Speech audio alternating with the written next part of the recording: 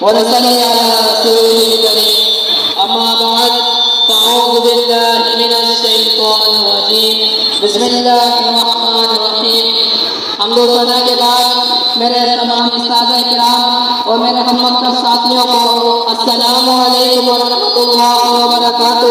وعلیکم السلام ورحمۃ اللہ تعالیٰ کی مقدس کتاب میں ارشاد فرماتا ہے وَأَمَّا بِنِعْمَتِ رَبِّكَ فَحَدِّثْ، اور اپنے رب کی نعمتوں کا خوب چرچا کرو.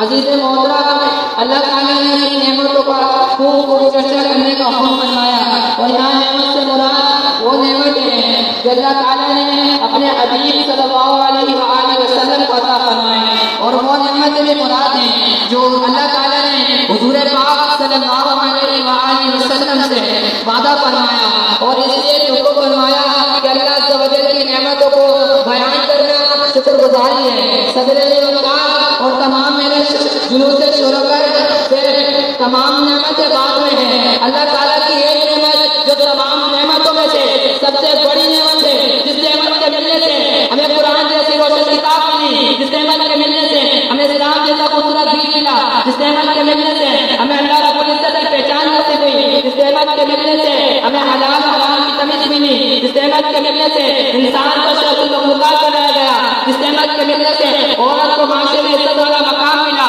جس نعمت کے ملنے سے ہمیں جنت اور دوزخ کا علم ملا، جس نعمت کے ملنے سے ہمیں دنیا اور آخرت کی پہچان ملی. ان نعمتوں سے میری مراد میرے اور آپ کے آقا حضرت محمد صلی اللہ علیہ وآلہ وسلم کی ذات مبارکات ہے، جن کا اللہ رب العزت نے چرچا کرنے کا حکم فرمایا. اور میں اس شعر پہ تقریر ختم کرتا ہوں. نثار تیری کے ہل پر ہزاروں نہیں جلتے اول سوائے ابلیس کے جہاں میں، کبھی تو منا رہے ہیں وما توفیق الا باللہ.